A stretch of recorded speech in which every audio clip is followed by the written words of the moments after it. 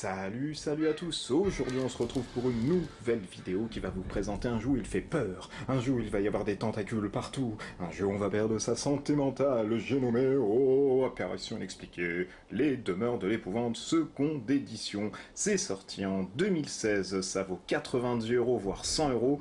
C'est pour 1 à 5 joueurs, c'est édité chez FFG Edge en français, c'est pour des parties qui peuvent varier de 60 minutes à jusqu'à 4 heures, et oui, vous l'avez bien entendu, jusqu'à 4 heures, tout dépend du scénario. C'est un jeu qui a la particularité de jouer avec une application mobile. Alors ça tourne sous Android et ça tourne aussi sur Apple, donc vous inquiétez pas, je ne sais pas si ça tourne sur Linux, mais je ne pense pas, mais auquel cas Android et Apple ça tourne. Vous pouvez le prendre aussi sur PC via Steam, voilà, c'est gratuit, etc.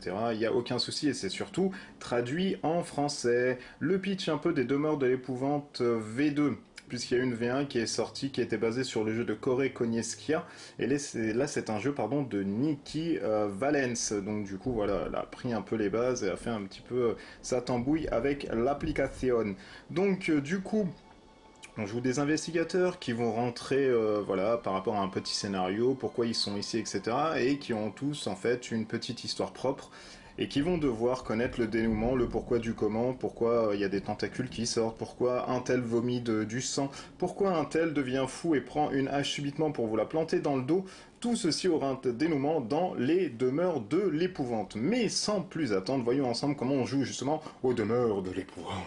Petit tour rapide du propriétaire. Que va-t-on trouver dans une boîte de demeure de l'épouvante V2 ? Eh bien essentiellement des cartes, des figurines et surtout des tuiles. C'est un jeu d'exploration, donc forcément on va être confronté à des tuiles. On va avoir des tuiles carrées comme ça, ainsi que des tuiles qui représentent des couloirs. Donc pour pas vous spoiler, vraiment je vous montre une seule tuile. Ensuite, je vous montrerai dans une vidéo, dans un deuxième temps, les tuiles qui comportent justement les scénarios propres à celle-ci. Mais pour pas vous spoiler ni quoi que ce soit, sachez qu'on a des tuiles carrées et des tuiles un peu rectangulaires de petits gabarits. Nous allons avoir différents paquets de cartes, des cartes qui représentent les points de dégâts physiques, des cartes qui représentent les points de santé mentale, des cartes qui représentent les objets uniques, des cartes qui représentent les objets communs, ainsi que diverses conditions et sorts. Nous allons aussi avoir des figurines qui représentent les investigateurs, ainsi que des figurines qui représentent les monstres. Donc si vous êtes un peu affinitaire aux demeures de l'épouvante V1, vous pouvez voir que ça ressemble un peu tout à fait aux monstres de la première version, sur le soclage uniquement, ainsi que sur leur habilité à glisser un petit carton en dessous des socles pour voir leurs stats.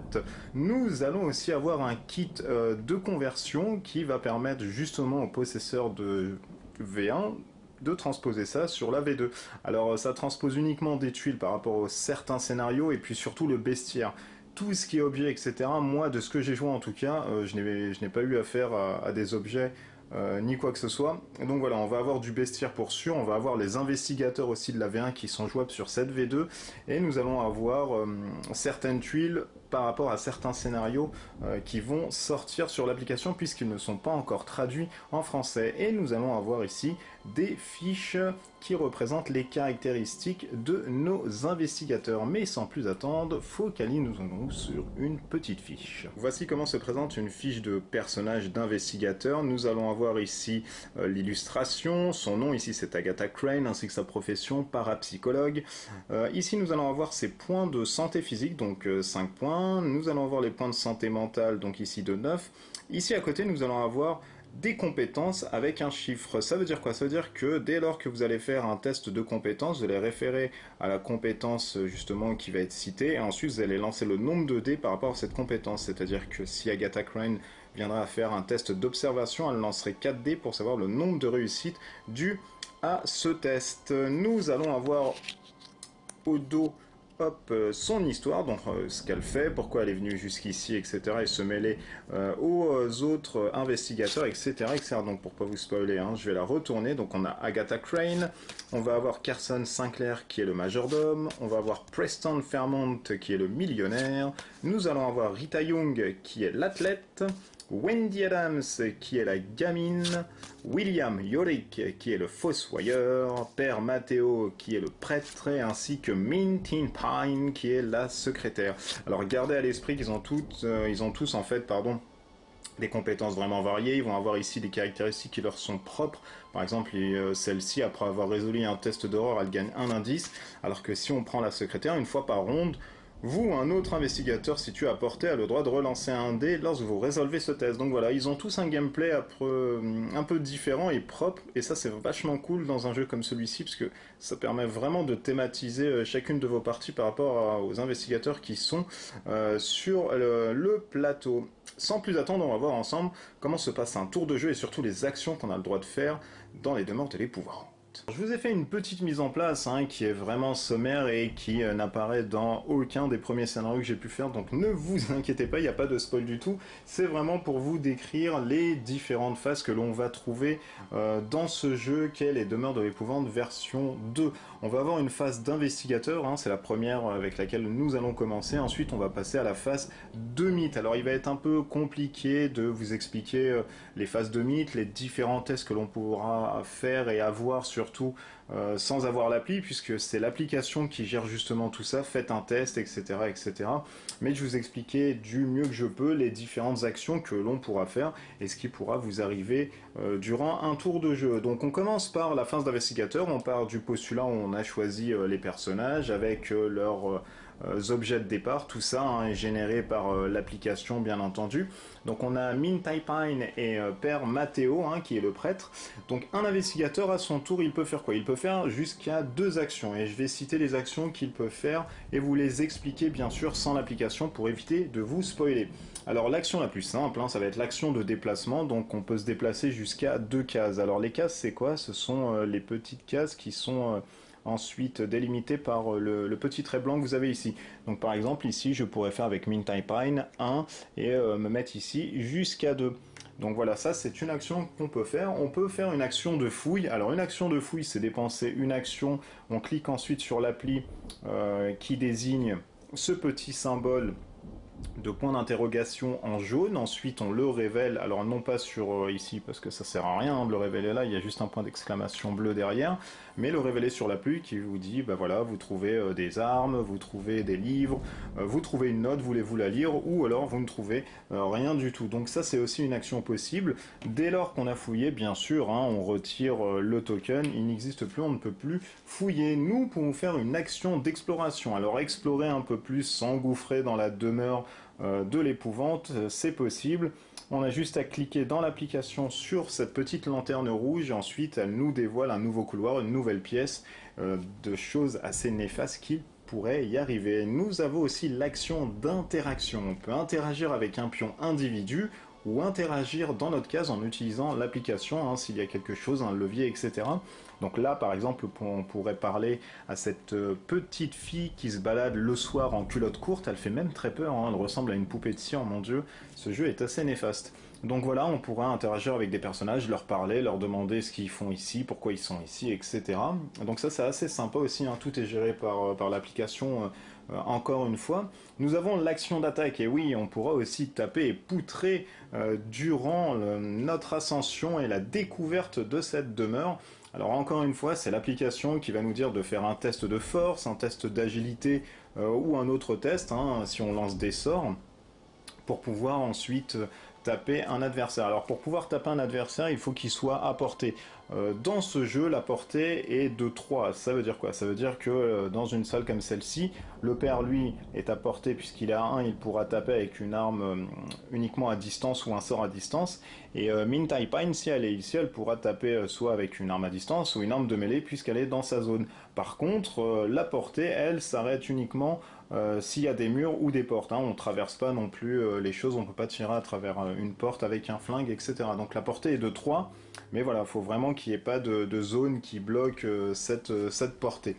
On a l'action d'échange, on peut échanger via les investigateurs différents items, alors on peut en donner, on peut en prendre avec justement l'accréditation de l'autre, parce que vous allez pouvoir le voir, on peut aussi voler, s'il ne veut pas nous donner ce que l'on souhaite, et du coup on passe aux actions rarement utilisées. Alors on a l'action pousser, on peut pousser un autre investigateur ou alors pousser un monstre. Si on pousse un investigateur et que l'investigateur est d'accord, bien sûr, on fait pas de test parce que ça sert à rien.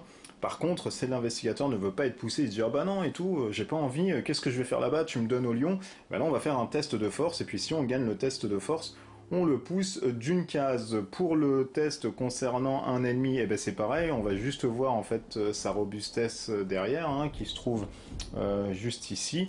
Nous allons faire un test, et ensuite si on le réussit, on le pousse. On peut aussi mettre le feu à la baraque. Si, je vous assure, on peut brûler la baraque pour que tout le monde meure, et surtout le prêtre, il aime bien les feux. Oh, cramer, c'est bon, on va cramer.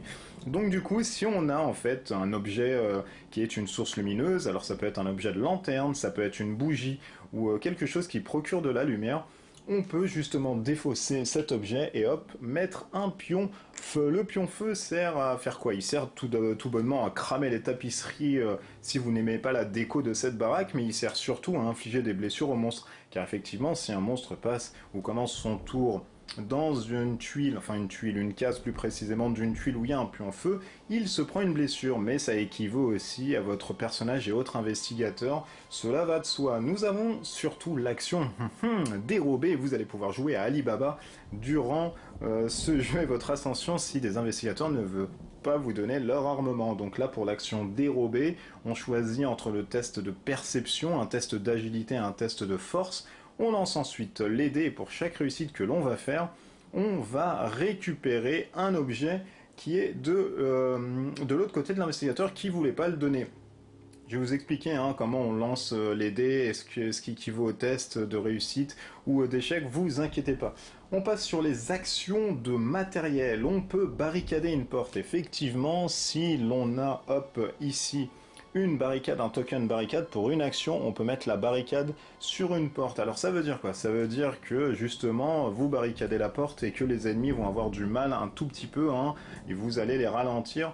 Par contre, ils vont pouvoir casser la barricade. Pour casser la barricade, ils vont lancer les dés, et s'ils font 2 réussites, et bien là, ils vont casser la barricade, et puis on a juste à la défausser. Nous allons pouvoir aussi éteindre le feu. On défausse un feu sur notre case et des cases dans lesquelles on entre durant son tour. Mais pour ce faire, on doit faire un test d'agilité. Et pour chaque réussite que l'on va faire, on va pouvoir éteindre les feux. Ça veut dire quoi? Ça veut dire que si on a un autre pion feu ici et qu'on fait 2 réussites à notre test d'agilité, on se déplace en faisant par exemple 1 et 2 dans une autre salle, mais là on fait que 1, et ben on peut défausser justement les 2 pions puisqu'on a fait 2 réussites. Une fois que vous avez fait tout ça, vous passez à la phase de mythe. La phase de mythe arrive après la phase d'investigateur. Donc une fois que tous les investigateurs, je le rappelle, ont fait 2 actions parmi celles que j'ai citées précédemment, on passe à la phase de mythe. La phase de mythe est divisée en 3 étapes. On a l'étape d'événement qui, durant l'événement, l'application génère un ou plusieurs événements de mythe. Ça peut être, vous voyez une tapisserie qui s'envole, prenez une horreur. Vous voyez par exemple, je sais pas, un zombie apparaître et il part, prenez une horreur, etc. On a ensuite l'étape du monstre. Donc durant l'étape de monstre, l'application, pareil, va générer un ensemble d'instructions qui est relative à l'activation de chaque monstre, qui doit être résolu par les investigateurs. Donc l'application va vous dire ce monstre-ci va bouger, ce monstre-là va attaquer s'il est à portée, etc., etc. On passe ensuite à l'étape d'horreur. Donc l'étape d'horreur, dès lors qu'il va y avoir un ennemi qui va être à portée, je le rappelle, la portée est de 3, on va devoir faire un test d'horreur. Chaque investigateur résout un test d'horreur, donc on choisit via l'application, ce monstre-là va faire un test d'horreur. On choisit au préalable bien sûr sur quel test va être fait, sinon si on connaît tout en avance, c'est pas top, puisqu'on va faire par rapport à ce qu'on voit d'échecs et de réussite. Par contre, si aucun monstre est apporté, on fait pas de test d'horreur et on passe à une nouvelle phase d'investigation. Alors je ne vous ai parlé que brièvement en fait des tests et des dés, comment on peut résoudre ces tests. Alors, on a différents tests. On va avoir par exemple un test qui vous dit force, donc on va vous montrer les petits muscles, et à côté 2 petits points et 2. Ça veut dire quoi? Ça veut dire que là, vous allez faire un test de force et il faut 2 réussites. On va lancer par exemple ici, on nous demande de faire un test de force avec 2 réussites pour Min Taipine, elle va lancer ses dés. Alors les dés sont rouges et on va avoir plusieurs phases dessus. Nous allons avoir la phase loop, elle, qui est une phase que si si on défausse, et pas on défonce, parce qu'on peut pas défoncer les pions. Si on défausse un pion comme ça, indice vert, on peut changer cette face en réussite. On va avoir ensuite la face de réussite qui est le signe des anciens, et ensuite des faces comme ça qui sont des faces blank et qui ne servent à rien. Donc on part ici du postulat où voilà, on a trouvé une tentacule qui nous attire et on doit faire un test de force avec 2 réussites. Pour réussir, donc on lance les 3D et on regarde. Oh malheur, ici, j'ai fait uniquement que 2 loops. Par contre, Mint Taipine, elle a levé 2 jetons indices sur elle. Elle peut défausser ces 2 jetons pour changer ses loops. Hop, voilà. En réussite, si elle n'avait qu'un jeton, elle n'aurait pu le faire uniquement que pour un dé. Donc c'est ce qu'on appelle les règles, etc. Les règles, pardon. C'est ce qu'on appelle, il est un peu tard, je suis fatigué, je perds ma santé mentale, c'est ce qu'on appelle les tests et comment les résoudre. Nous allons aussi avoir des tests d'horreur qui vont être confrontés à plusieurs abominations durant cette avancée dans la demeure. Alors pour ce faire, pareil, on va dire que le père Mathéo, lui, a foiré son test d'horreur et il doit prendre 2 horreurs. Alors comment on prend des horreurs? On tire une carte directement en horreur et puis on la retourne, on regarde ce que ça fait. Donc là par exemple on tombe sur un choc brutal qui nous dit de lâcher 2 objets au hasard puis de retourner face cachée cette carte. Et hop, dès qu'on la retourne ou si elle est visible, elle compte comme étant -1 en santé mentale. Donc ici le père Mathéo qui avait 8 passe directement à 7. Quand on n'a plus de santé mentale, on prend une carte fou et on revient ensuite à 0. Si on revient jusqu'à perdre ses 8 points de santé mentale, on devient directement encore plus fou et on perd la partie. Alors on peut, il y a des caractéristiques sur les cartes fous, donc il y en a plusieurs et dès que vous en chopez une, vous lisez en fait le derrière de la carte qui vous dit que par exemple, pour gagner maintenant, vous devez faire échouer tous les autres investigateurs. Donc on va faire des choix incohérents, les gens vont se dire mais pourquoi il fait ça, qu'est-ce qui se passe? Et ils vont un peu avoir peur et finalement vous allez avoir un but un peu plus secondaire. Il y a aussi des cartes de folie qui vous disent finalement ça vous affecte pas plus, mais si vous rechopez encore 8 horreurs dans la tronche, et vous allez perdre durant cette partie. Pareil pour les dégâts, donc on est amené à récupérer un dégât, hop, on retourne toujours les cartes, sauf qu'à contraire, si on vous dit prenez 2 dégâts face cachée, on les met face cachée, mais ça comptera toujours, que ça soit caché ou visible, sur les points de dégâts. Donc voilà, dès qu'on en a par exemple 7, on va prendre une carte blessée qui va ralentir Mint Taipine, puisque dans une carte blessée, vous allez pouvoir faire uniquement une action de déplacement et non pas 2 comme vous pouvez le faire en temps habituel. Et si vous êtes une nouvelle fois blessé, et bien là vous êtes mort et vous faites plus partie du jeu. Nous allons aussi avoir des tokens d'obscurité comme celui-ci qui vont se mettre sur une pièce. Dès lors que l'on va avoir un token obscurité sur la pièce est obscure, on ne voit plus rien sauf si on a une source de lumière. On ignore l'effet d'obscurité qui, cet effet, nous dit de ne pas utiliser de jetons indices pour changer justement la face des dés. Donc voilà, vous pouvez pas dépenser vos indices pour justement changer la face des dés en loop qui reviendra à faire de la réussite. Bien sûr, quand vous n'êtes plus confronté à l'obscurité, vous avez le droit de prendre vos jetons et de les échanger sur vos dés. Alors on va avoir aussi des petits puzzles, alors je vais vous les montrer uniquement sur le livret de règles parce que voilà, je vais pas trop vous spoiler ni quoi que ce soit, et puis ça vous donne grosso modo un aperçu. Donc voilà, on va avoir des petits puzzles comme ça, donc ça va être coulisser en fait les pièces pour arriver à faire des glyphes. Nous allons avoir aussi des codes qui vont nous permettre de déverrouiller des coffres, de comprendre certains signes anciens langage. Nous allons avoir, hop, voilà, des petites choses comme celle-ci qui vont être des coffres de clés, des codes pour des coffres de clés ou d'autres, des coffres forts, etc. Où il faudra trouver une combinaison. Donc à côté, vous allez avoir le nombre de réussites qu'on va trouver. Si vous faites un signe des anciens, ça veut dire qu'il y a un chiffre qui est bien placé. Si vous faites une loupe, ça veut dire que il y a un chiffre qui est bon mais qui est mal placé, etc., etc. Alors on peut dépenser un jeton pour refaire des mouvements concernant ce test. Ça veut dire que si ce test recommande de l'observation et qu'on a 4 en observation, on pourra faire en fait 4 propositions sur ce code, et si on arrive au bout des 4 et qu'on n'a pas trouvé, ben on peut jeter son test, son jeton pardon, d'indice pour refaire 4 nouvelles propositions. C'est pareil pour les autres, hein, donc c'est différents tests et quoi que ce soit. Donc voilà, là je vais vous montrer, hop, les demeures de l'épouvante. Et puis je pense que je vais m'arrêter ici puisque je vous ai tout dit concernant ce qu'on doit faire, pas tellement, mais grosso modo, comment jouer aux demeures de l'épouvante, ce qu'on fait, etc. C'est un peu dur de vous montrer sans application, puisque l'application, en fait, elle bah, gère tout, et puis on passe quand même 70 à 80% hein, sur l'application, si bien qu'on se dit que finalement, ce jeu aurait pu sortir en application standard. Mais finalement, d'un point de vue marketing, je pense qu'on aurait vendu beaucoup moins de boîtes. Finalement, ici, les tuiles et les figurines, bah, ça reste en fait anecdotique et ça donne juste une version un peu 3D et puis de plateau justement pour symboliser ce qu'on voit sur l'application. Donc hop, je remonte la boîte, Les Demeures de l'Épouvante, deuxième édition, un jeu basé de Corey Konessia, un jeu de Nikki Valence, c'est de 1 à 5 joueurs sans MJ, ça vaut 90 à 100 euros, c'est pour des parties à 60 minutes, jusqu'à 4 heures, et comptez bien 4 heures vraiment hein, sur certains scénarios, à force de parler et d'échanger avec les autres, on prend un peu son temps et puis on voit pas le temps passer puisque l'immersion est vraiment très prenante à l'intérieur, donc on est vraiment transporté dans l'univers d'Arkham et de Cthulhu. Et c'est vachement sympa, donc ça c'est le pari réussi.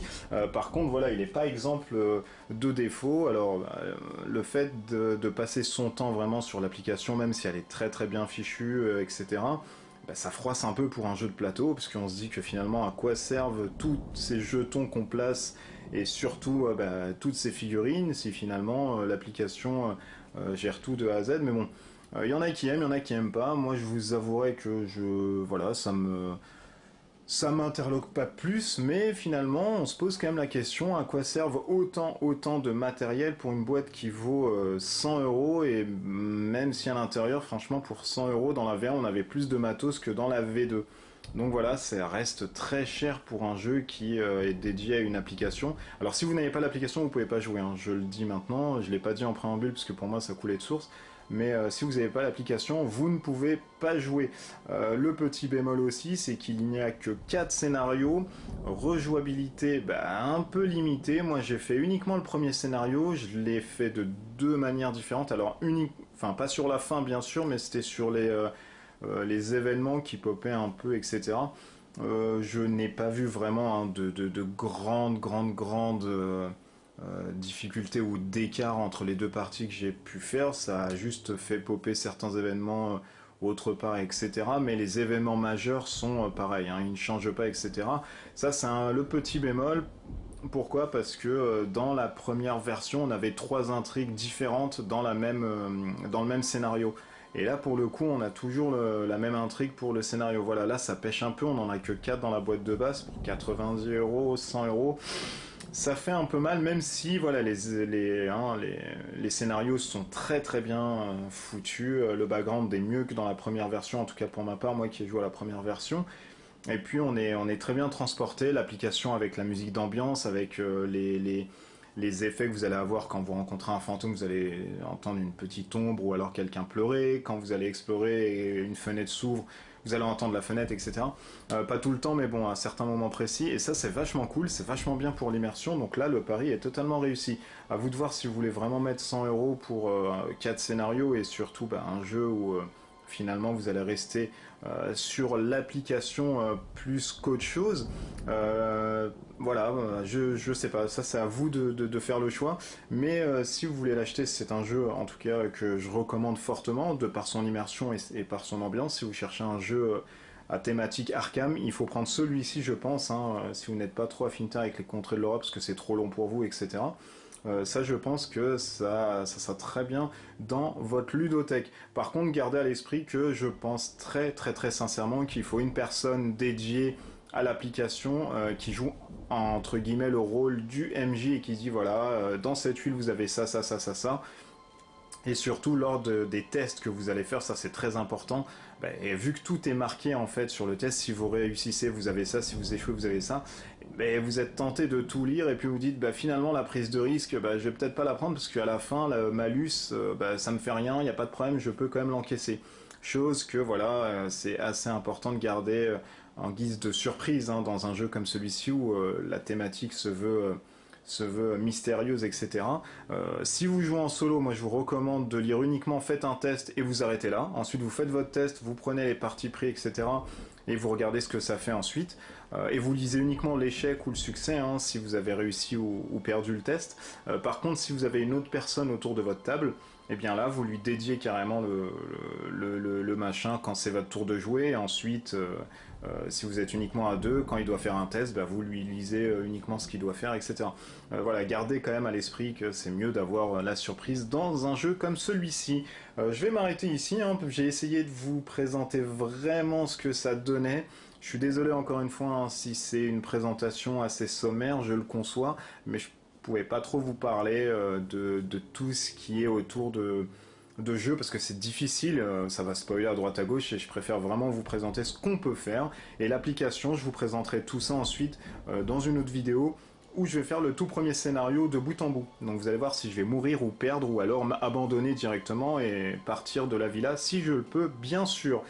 N'hésitez pas à vous abonner, vous êtes de plus en plus nombreux à vous abonner, c'est génial, c'est cool, merci encore. Je ne peux que vous remercier de toute façon et faire des pseudo petits jeux concours quand j'en ai la possibilité.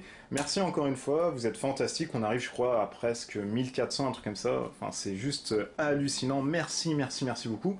Mettez des pouces rouges si vous avez aimé, mettez des pouces vers le bas si vous n'avez pas aimé, mais dites toujours pourquoi vous n'avez pas aimé, vous avez le droit de ne pas aimer et c'est tout à fait légitime, vous inquiétez pas, je vais pas sortir mon 49.3, mettez des commentaires si vous voulez savoir plus, je sais pas, plus de choses, de quoi est composée la boîte, est-ce que c'est cool, est-ce que c'est bien, est-ce que c'est pourri, etc. Donc voilà, on n'hésite pas non plus à commenter, il n'y a aucun souci là-dessus, n'hésitez pas à voir aussi le forum du cœur de la loge, où j'y traîne souvent, et où moi et mes potes on fait plusieurs petites vidéos assez sympas et où on parle de tout et de rien. Et puis le YouTube Wargamer France, si je ne me trompe pas, qui lui est focalisé sur le hobby, la peinture et tutti quanti. D'ici là, portez-vous bien, on se retrouve nous dans une prochaine vidéo qui va vous montrer le tout premier scénario des demeures de l'épouvante avec justement des personnages un peu loufoques et surtout un mystère. Allez, à bientôt, portez-vous bien, bisous.